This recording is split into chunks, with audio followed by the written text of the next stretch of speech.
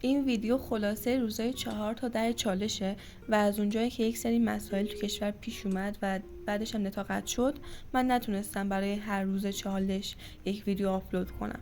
برای همین گفتم بیام همشو توی یک ویدیو سرجم کنم و امتیازام تو همین ویدیو همشو بگم.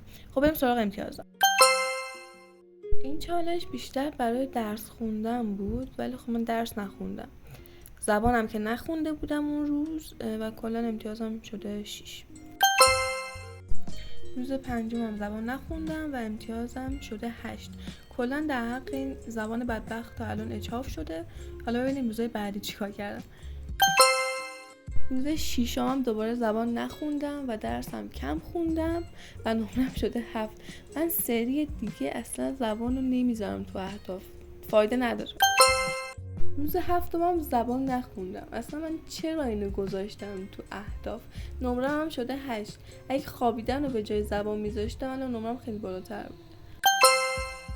چه عجب، بالاخره روز هشتم یکم به خودم اومدم، زبان خوندم، ولی خب باز از اون ور درس کمتر خوندم، امتیازم شده 9. روز نهم مقدس ترین روز چالش بوده و من تونستم نمره 10 رو بگیرم و به همه کارام برسم. روز دهمم هم فقط کم درس خوندم و تونستم که نمره 9 رو کسب کنم که البته یعنی تو اوج خداحافظی کردم و جمع امتیازم کلا شده 79. یادتونه گفتم اگه بالای 70 بگیرم برای خودم یه کادوی چیزی میگیرم. توی ویدیو بعدی همه اونا رو گذاشتم، میتونی بریم ببینی.